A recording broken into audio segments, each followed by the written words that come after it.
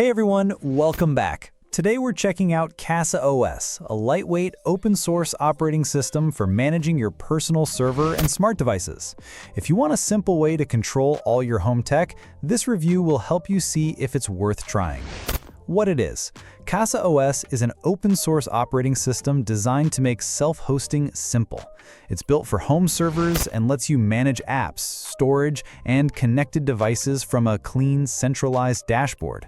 The goal is to simplify the complex setup of home servers and make it accessible even for beginners. How it works? Once installed, CasaOS gives you a dashboard where you can monitor storage, install apps, manage users, and control devices.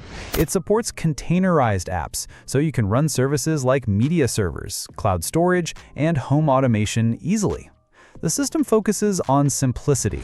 Everything is visually organized and easy to navigate, reducing the need for command line setups. Who it's for?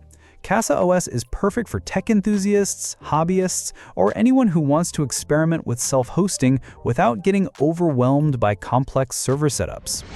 What people are saying? Users appreciate its clean interface, ease of setup, and the ability to manage multiple apps and devices from one place. Some note that it's still in active development, so a few features can feel unfinished or buggy.